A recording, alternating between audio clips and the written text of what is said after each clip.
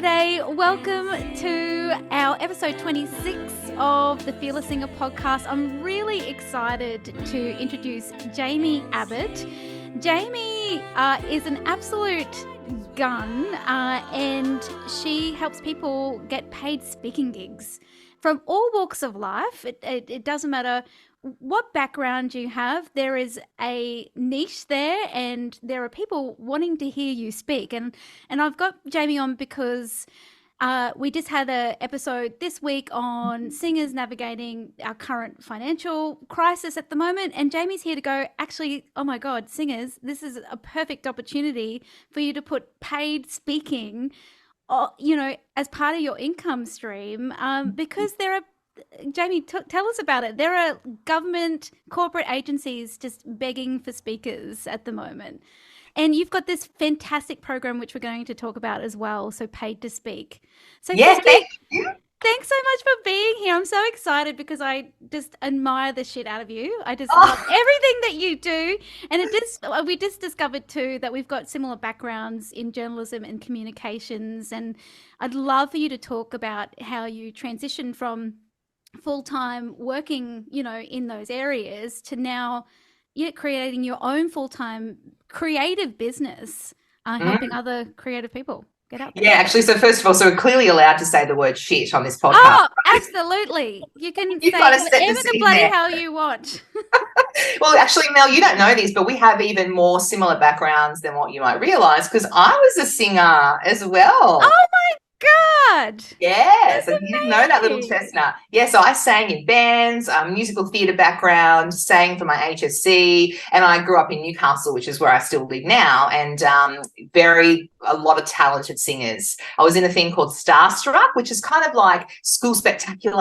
I don't know what we have that. We have that. Yes. Oh, not Starstruck, but we have the School Spectacular. Yeah, right. Well, it's like the Newcastle version of that, and I sang in that, and then you name it. I've been I was in Grease the musical. I played Rizzo, and you're such a background, but I wasn't. There was so much talent in Newcastle alone, let alone Australia-wide, worldwide, and I just didn't have the vocal ability to carve out a career. So instead, I chose journalism.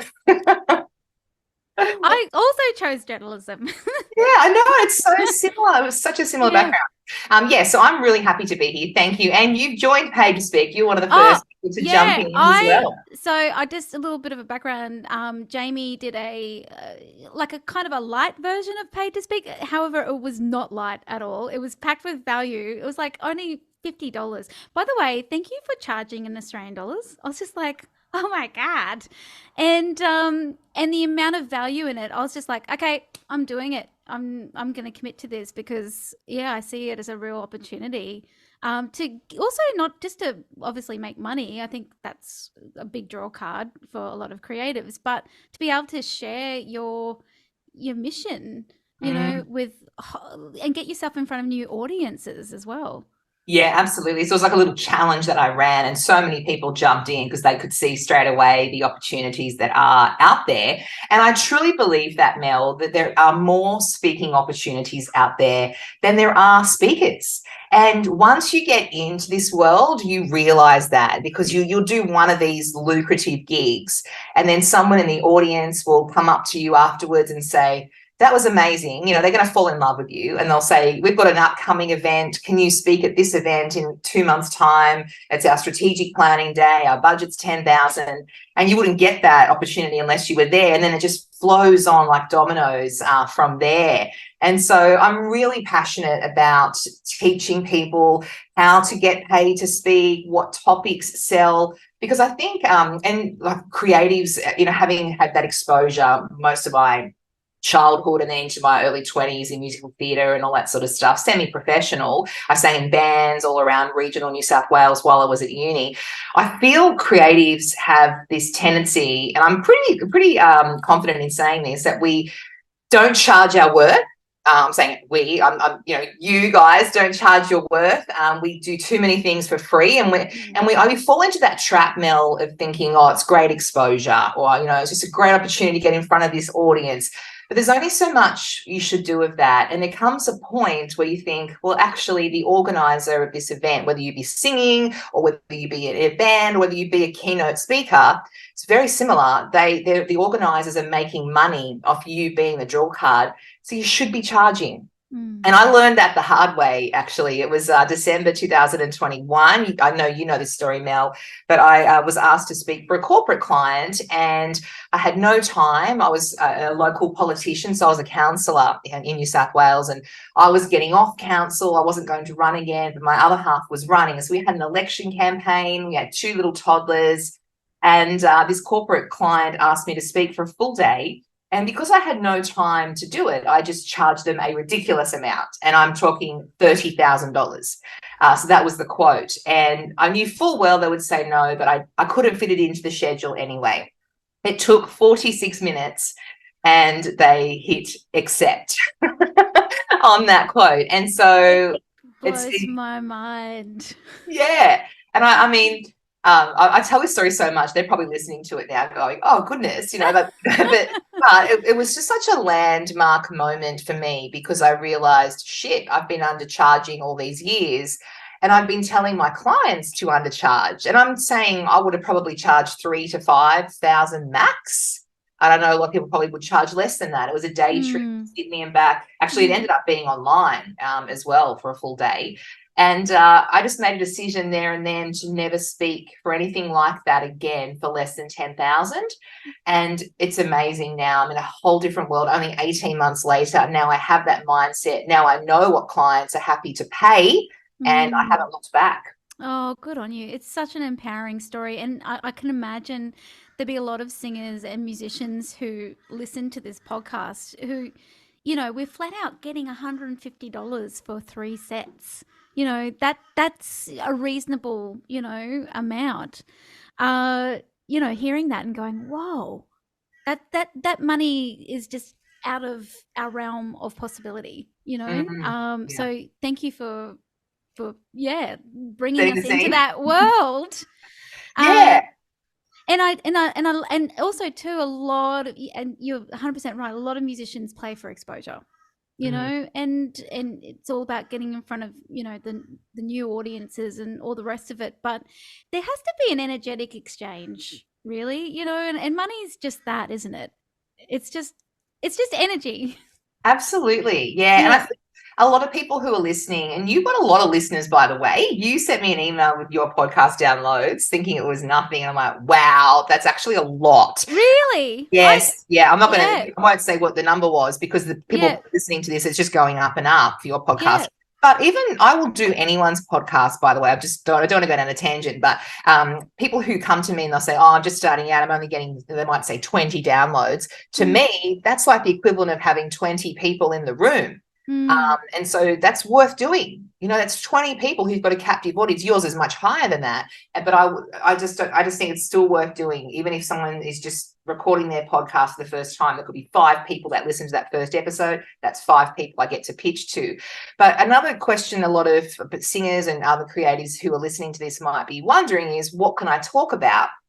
And you'd be surprised. Things that you think no one gives a shit about, people would lap up. Even, something which, even just the experience going through COVID, we heard a little bit about it in the news about, gigs being cancelled and, financial assistance and there not being enough attention given to help creative arts. I know in New South Wales, that was a big hot topic where I live in that state.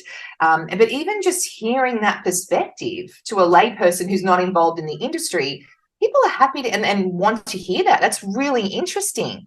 And so things that you think, oh, it's just part and parcel of our lives, of our businesses, don't discount that.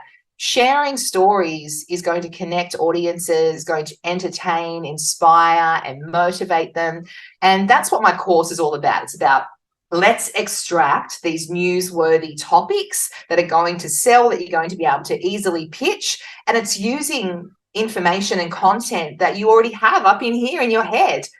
You know, things that you've gone through, lessons that you've learned, anything that you can share with even other up and coming artists who might want to shortcut the system and not make the same mistakes you made. There's value in sharing that. And that's definitely one of the common questions I get asked, or the feedback I get asked is, I've got no story, or what am I going to talk about? And it's just a matter of just thinking, actually, I've got this story, and it's sitting right underneath you, and you never thought it was of interest to an audience, but it is. This is a perfect leeway into, tell us your story. How did you start? Because I know that you've got a journalism background. I heard that you got started very early as a journalist. You're 20 and working for a very popular New South Wales radio station. So talk us through your journey from journalism into the corporate comm space, and then a counsellor as well. And then when did you decide, okay, I really want to just focus on, you know, building my mission, my community, and going full-time Jaimie Abbott, paid to speak? Well, yes. I mean, there's also a big component in there, which is still a part of my life, and that's the military life. So I'm in the Royal Australian Air Force Reserves. I have the rank of Wing Commander, which is a senior officer rank. So I've done a lot of things. So yes, I started when I was 20. I guess I've always been pretty ambitious, Mel, in the fact that I remember getting to university, and I went to Charles Sturt University in Bathurst, and I went straight from school, basically, at 18. And I remember looking around the room. I don't tell this story very often, actually, but I remember looking around the room in the lecture hall, and there was about 80 blonde, blue-eyed, gorgeous size 6 women who all wanted to host Getaway. And they were my fellow students. And I thought, wow, shit, I don't look like them. You know, I'm a size 16, 6 foot. I was probably a size 18 back then. I don't look model material for TV to be on Getaway. So I made a decision there and then that I would just go everywhere and do work experience, because I knew it was coming into a competitive world. I wanted to get into television at the time.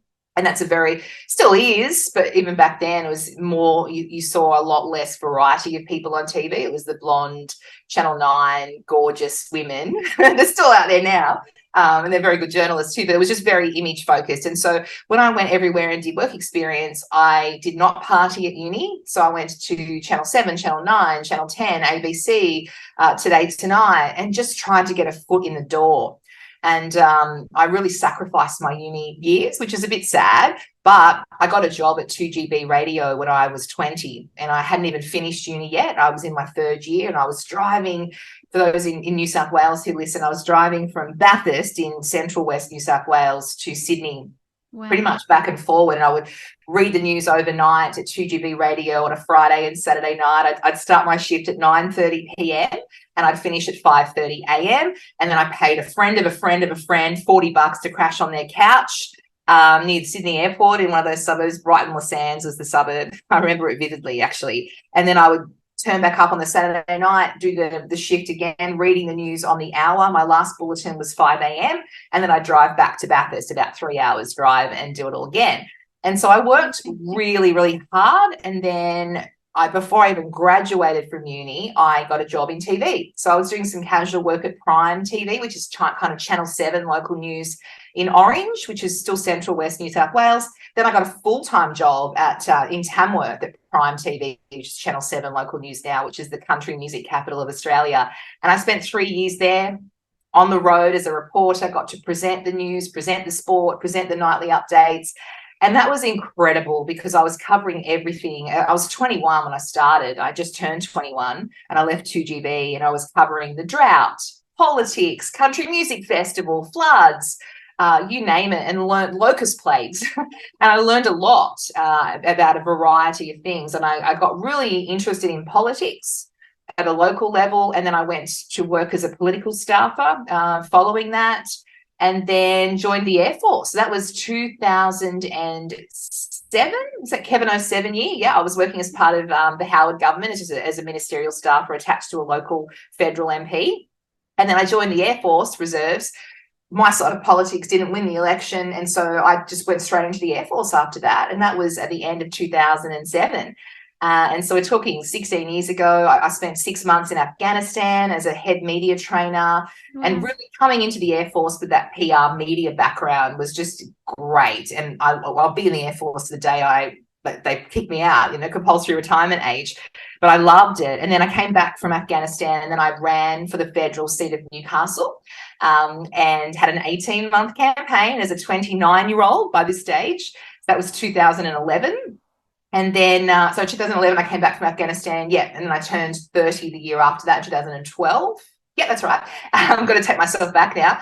Great experience being a candidate, made lots of mistakes, you name it. I've done it. I've been heckled and not handled it well. I've mastered my message. I haven't mastered my message. I haven't responded to the questions. And I was doing national TV interviews as a 29-year-old. And I was in a running for a side of politics that's never actually had the seat since Federation, in the seat of Newcastle.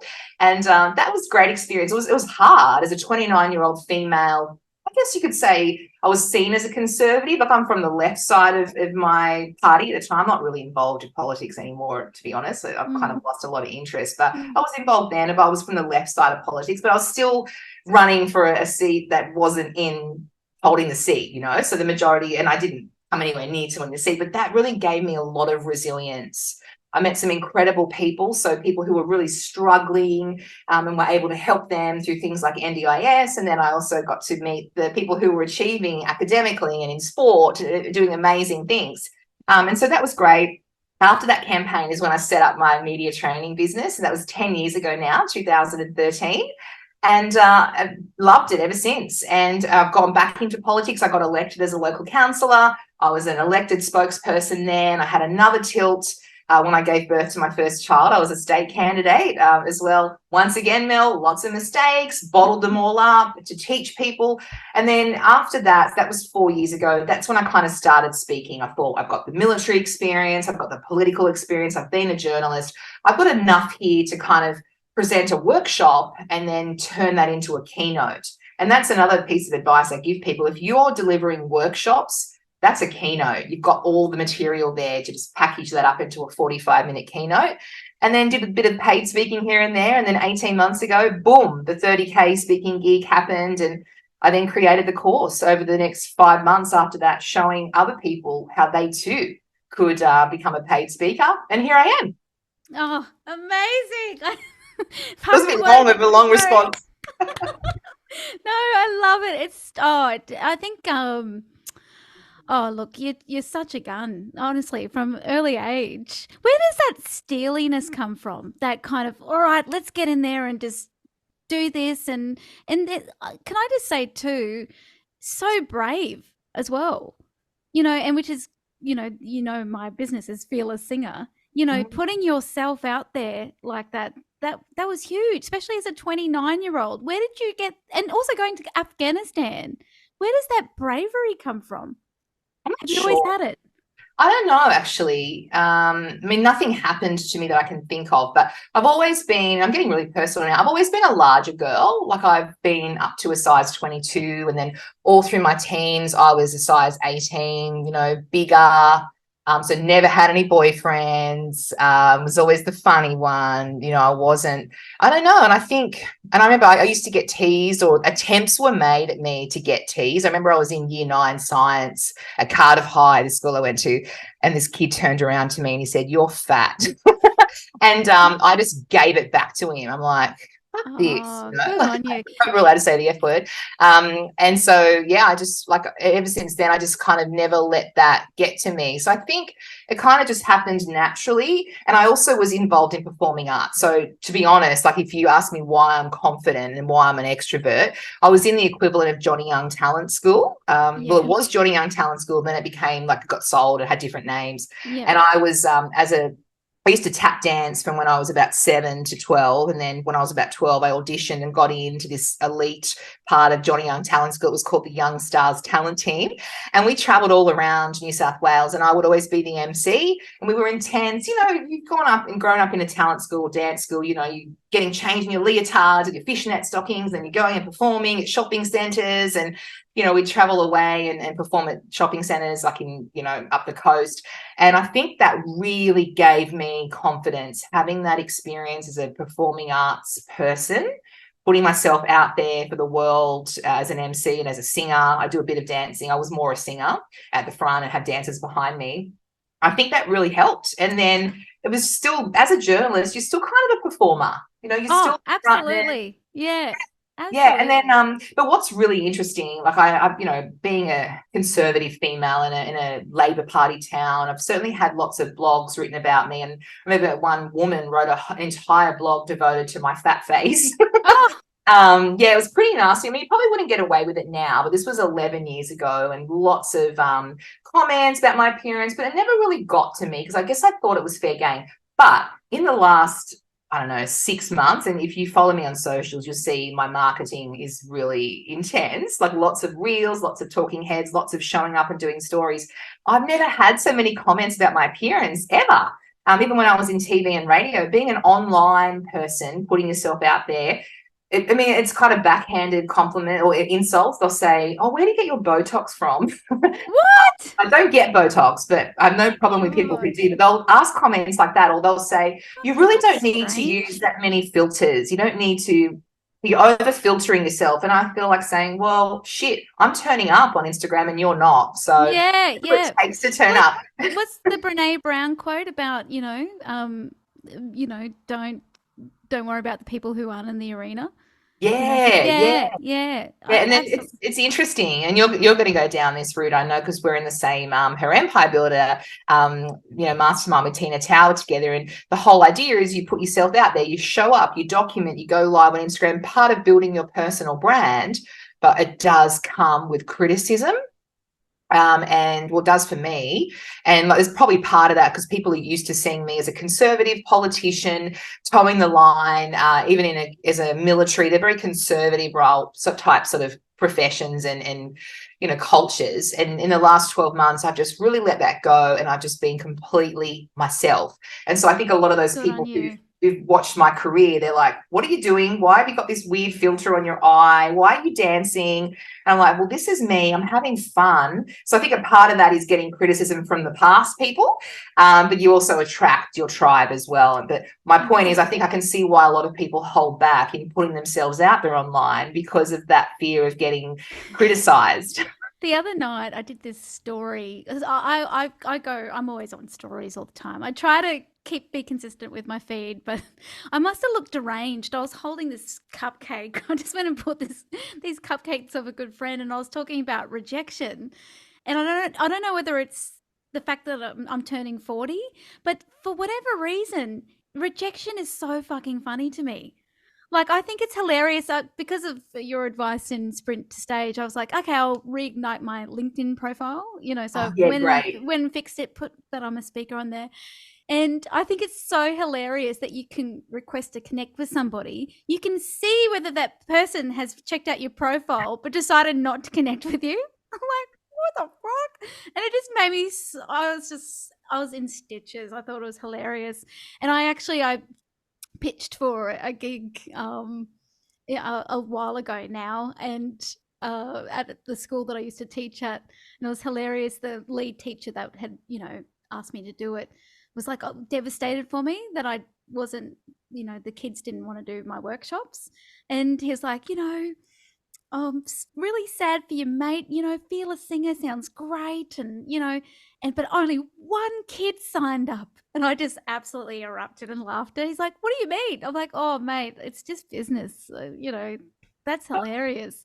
Oh, But I think, by the way, Jamie, I just want to tell you that I had the similar experience as a kid. So I've, being part Greek, I've always, food is our love language. I've yeah. And always it's great been, food too. yeah, I've always been the bigger kid. And when I was 14, I was probably the biggest I've ever been in my life. And I also had a mullet. I had a fucking mullet before it was even popular because some hairdresser in Bundaberg decided that it would look good, and my mum and I just didn't really have the skills to go, oh, can you fix that?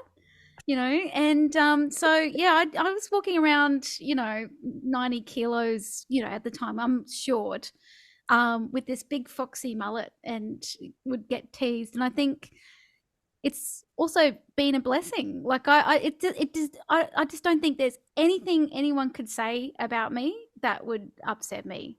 It just it's the same thing. It's like it's all been said and it's all been done. But yeah, I got very good at telling people to fuck off as well. Yeah. Isn't it interesting how you and I are so similar. No wonder I know.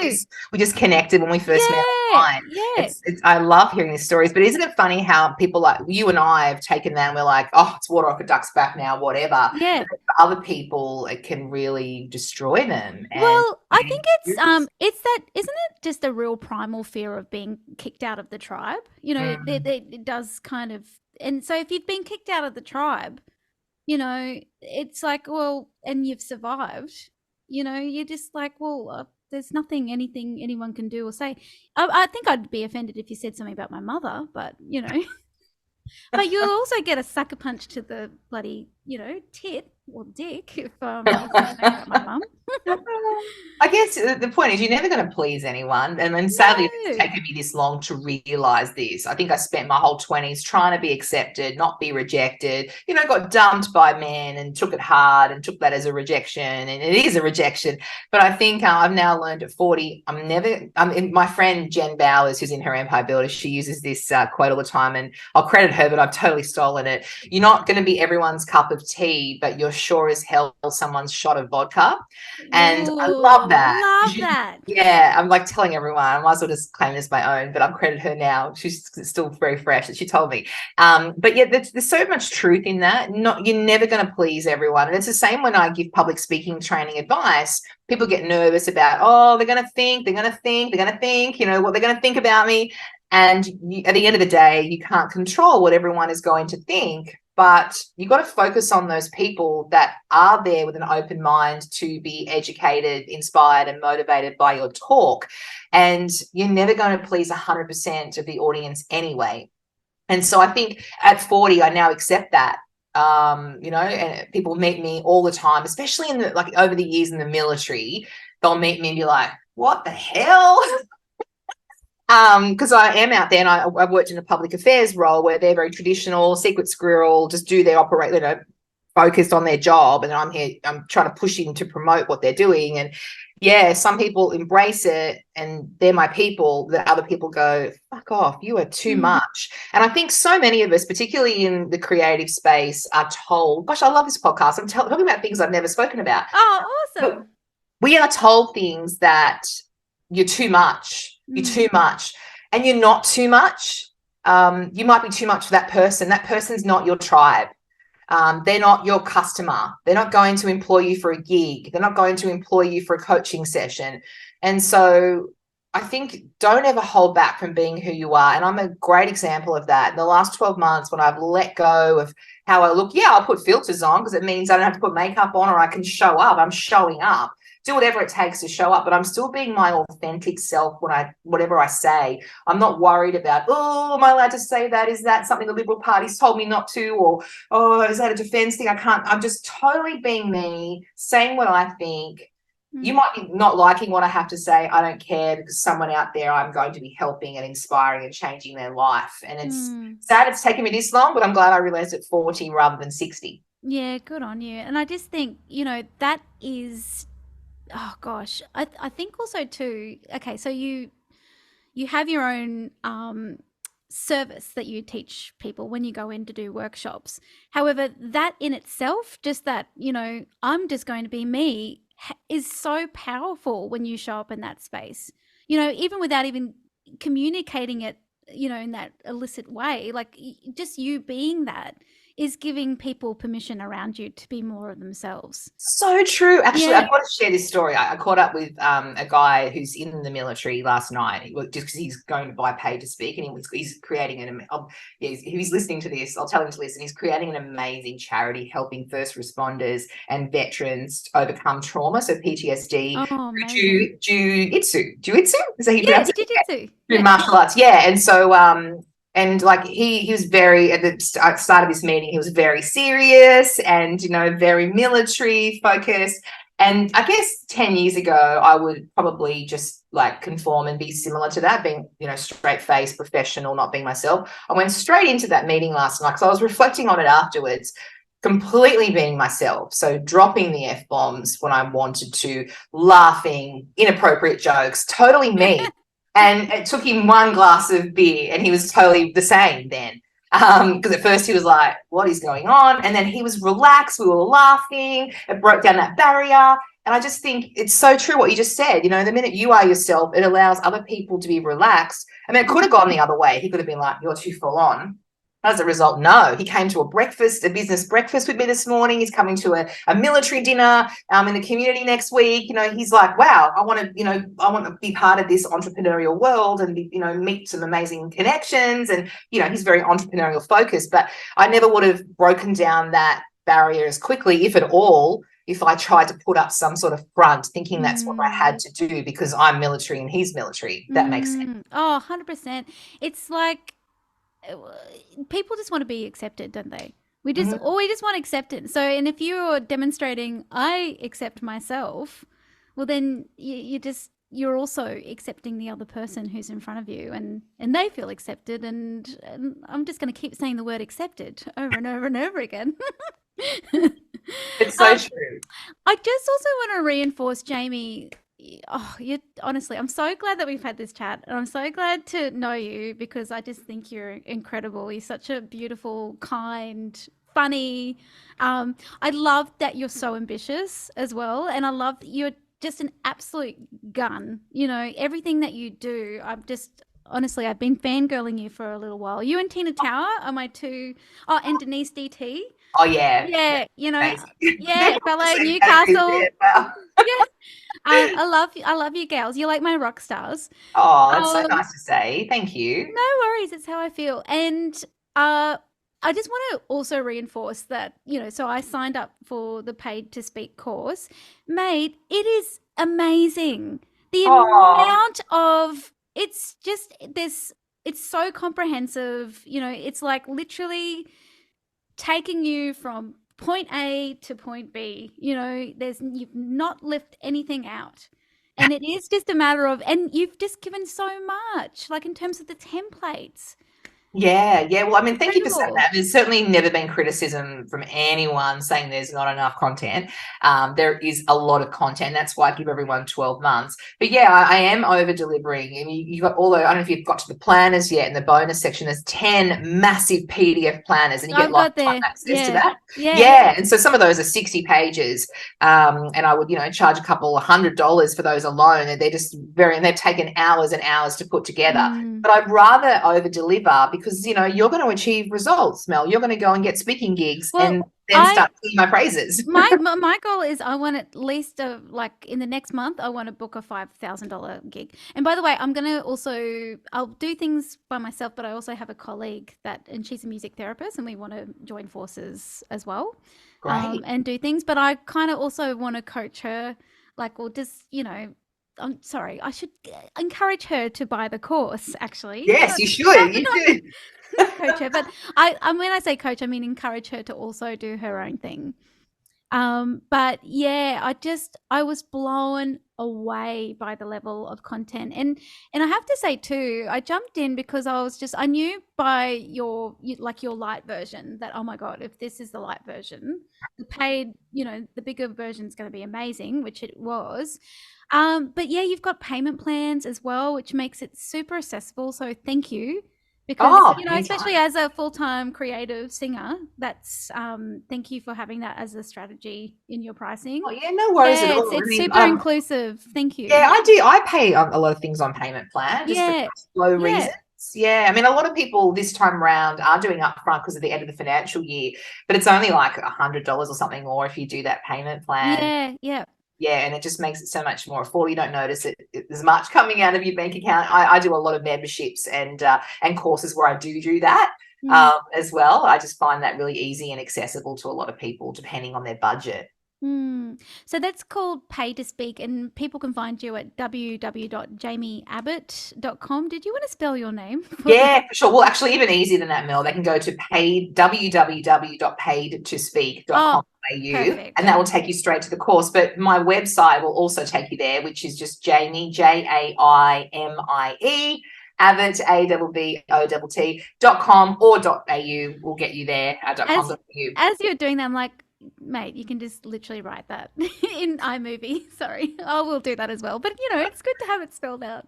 Yeah, definitely. Oh, I'm sure you'll put it in the show notes or something as well. Yeah, You just absolutely. Google my name, Jaimie Abbott, even if you spell it wrong. Actually, I Googled paid to speak and it comes up on top of Google. So, Oh, you can easily perfect. find Well me. done. Yeah. Yeah. And also too, please follow Jaimie on Instagram and Facebook because her reels are phenomenal. They're full of value as well, and they're funny and quirky and cool as Yeah, well. thanks. So that's Yeah. another example of just this course. I've just completely let go of any worries about what people are going to think. I just posted one before I came on here of me in a bathtub.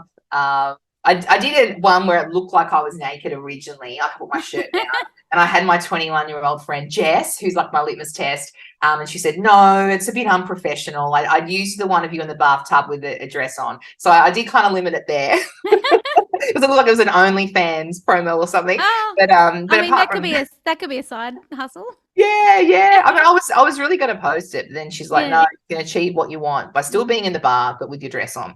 Uh, so, I'm just completely being quirky and funny and not worrying. And I know I have a lot of my friends who this is all new to them and they know conservative, very straight. Well, I mean, behind the scenes have always been, funny and like dropping inappropriate jokes and lines and stuff for those who know me, but a lot of people who are kind of on my outer circle but Facebook friends with me, I might have met them at an event or worked with them in the past, they're a bit sort of shocked. And I've had comments to my partner who's come back to me saying, oh, they're like, what the hell is she posting, what the fuck is she doing? But you just go, well, too bad, like I'm selling courses. My whole thing is it's just been a real new discovery because I think I held myself back a lot with content, but also even my stage banter as well because of offending friends and family. And I've actually just gone, well, hang on, your friends and family don't book in for sessions with you. So They don't pay you money, and and like they're not your ideal client, or your ideal, sometimes not your ideal audience member either. Like sometimes, no offense to my beautiful friends and family, I love you so much, but but you don't make content for them. exactly. I mean? You make content for, it's going to be an extension of who you are and who you want to serve. It's always going to be about that relationship. Yeah, you've really articulated that well, actually, Mel. I like that. Oh, thanks, And mate. someone said to me, one of my mentors at the beginning of this year, I was at a retreat on the Gold Coast, and she said, business is not about you, it's about the people you serve. And that can take so many meanings. A, if you're just always talking about yourself all the time, you're making that about you. And B, if you're not showing up because you're worried about what people are going to think, or you're worried about your nerves and fears, or worried about being rejected or making a mistake, you're making that about you. And you're not focused on the people that you have to serve. And so if you are talking about yourself and sharing an amazing story, you want to have a takeaway, like a lesson learned or something that's, in it for them, for the audience. When I saw Jana Pittman, who is an Olympian, she was in Summer and Winter Olympics, actually, amazing woman. She was on SAS Australia. She's got 6 kids. She did anonymous sperm donors with 2 of the kids. She's now a GP, starting to be an obstetrician. Like, she is phenomenal, this woman. Oh, my goodness. And she just got up and told stories, but all of those stories you could relate to, like lessons learned, such as she fucked up here and that she got over it and turned back up, and then just, she weed herself on national TV on SAS Australia. She got so many more fans from that because so many women who've had kids or pelvic floor issues could relate to that. And it's just by sharing these stories, she still made it about the key takeaways. So what she learned and what we all could learn from that. And so that's really powerful. And that's making it about the audience whilst telling stories about yourself. Sorry, I'm just laughing at telling a story. And the key takeaway is, I am awesome. Thank you very much. Yeah, we've seen speakers like that. Yeah. Oh, God, me too. I've been a full-time high school teacher, and I've sat through many PD. At the end, you're just like, why don't you just come and teach my class, mate? You're clearly way better at it, Anyway, look, you're just a bloody delight, and I just want to say, I'm going to say something about your appearance, and I know it's not appropriate to comment on women, but I think you're bloody beautiful. You look like Joan Crawford. Like who? Joan Crawford. Oh, But really? when she was young, obviously. Yeah, that's so Yeah. lovely. Yeah. And also too, I'm really impressed by your gym stuff. Like Oh, you have thank been you. I just can't get over it. How do you like is it like 200 kilos that you can lift? No, one day. 135 kilos was Holy my moly. deadlift Yeah. weight this week. And I've just come from never deadlifting before. So I only started deadlifting in February. I went and saw a physio, Dave Renfrew. He bought Pay to Speak. Dave Renfrew, who owns Newcastle Performance Physio. If you're ever Yeah. in Newcastle, go and see his team. And literally, they just set up a program for me. I went in there and lifted and did squats, and they kind of knew my upper weight. And they just set a program on an app. And I just go to the gym and do it. And every week I increase my weight by 5, sometimes 10 kilos. Today I'm going to the gym and I'm aiming for 140 kilos. Oh. Yeah, I mean, and I in my head want to get to 150 Yeah. by mid-June. That's my goal, and I just love it. And I share it, even though so many social media experts, including many I look up to, they'll always say, "Don't share your food and don't share your gym workout. Don't show your kids." Um, I do limit the amount of stuff I share with my kids. I do share a little bit, but not much. But I share that stuff from the gym. A, it has the most amount of engagement. B, I've now inspired others. So there's someone in one of my masterminds in New Zealand and another one in Canberra. They're now deadlifting as a result. We're all competing. The one in New Zealand hit 120 kilos this week, and she's catching up to me. And 3, even if you're not into that, people see it as inspiring. You know, I'm setting goals, I'm achieving it, and I find that really, really powerful. I have a very strong resistance to exercise, which I'm working on, but it's inspiring to me. It just, I'm like, here is a powerful, strong woman, you know, and that just that energy alone, that jolt that I get, I'm like, it feels galvanizing just seeing that. So yeah. I'm so glad I came on this podcast. So A, I've talked about things that I've never talked about. I'm getting like all goosebumps. B, like you're just making me feel freaking awesome. I'm a bit of a love bomber, but not for any like sinister purposes. I just do it. It's just, you know, I just think if there's some really like obvious things about people, we should always just tell them. Yeah, I like that. We don't do that enough, do we? No, and there's always that fear because of, you know, we've been learned all these psychological terms now where, you know, you always think, oh no, I hope that person doesn't think I'm love bombing them. And I'm like, no, I hope that person knows that I'm love bombing them. You know? Yeah, so I find that all the time. Even just when I went and got this coffee before I came in to do this podcast, and I saw this girl, the best freaking butt. Like beautiful. She's obviously ass sculpting away every day at the gym, whatever, because I've got a really flat butt. And so I looked at that and thought, wow, inspo. I would have just loved to say to her, you've got one of the best butts I've ever seen. Right? I wanted to tell her because I honestly thought she looked beautiful. If someone told me I had a nice butt, I'd be pretty stoked. I wouldn't care who it was. Well, I held back because I thought, oh, she might think I'm a weirdo. Or that I'm trying to come on to two blokes behind me once. They're a couple of bogans. Sorry, I'm going to be classist. Yeah, like it was in my 20s because I've always had a very protruding bum. Walking down George Street, and this guy goes, "Excuse me, looks like there's 2 possums trying to break out of a bag," and they're referring to my bum. And I turned around and went, "Thank you." Oh my god! And I don't think that was a reaction that they wanted. I was like, "Oh, you know." Possum's trying to break out of the bag. I was like, and I was like, mate, that's the best thing I've ever heard. I know you're trying to like put me down, but that was really fucking funny. I should have said that to her. Yeah, I would have been stoked, especially if it was another woman. It might be a bit different if it was, you know, if you're a sort of, you know, balding, you know, 60-year-old man. Oh, no offense to those guys. Not all balding 60-year-old men, but. Do you know what I mean? Yeah, I know. Really appreciated it. I have a friend of mine. He's sick today, and I saw him this morning. I was at this big business breakfast, and he was there, and he's sick. And I sent him a message that, "I hope you're okay. You look really sick." And he wrote back something like, "Are you saying I'm fucking ugly?" And I want to say, actually, no, you're a really attractive person. You look hot. But then you hold back because you think, I think I'm coming on to him. So I think we need to come to a bit of a happy medium there where we are giving praise where it's due without having any hidden agendas. No, that's it. My agenda is always just like, it's just about sharing love. It makes me feel good. Like, you know, it is, I guess it is, it's not altruistic because it does. The moment that you acknowledge something great about another person, it just makes my whole like I can feel like an explosion going off in my chest, and I get excited by people's success. Like I do. I get really genuinely, I just think, oh God, look at her go, oh Yeah, we need gosh. more people like you, because I find a lot of people, not a lot, but there are people out there who get jealous of that. Even the deadlifting, actually, I've been a bit trolled. So the physio that I referred to, Dave Renfrew, and myself, we've actually been trolled a little bit, with people emailing me and him saying Jaimie Abbott wasn't actually deadlifting 135 kilos. Conveniently, you couldn't see the.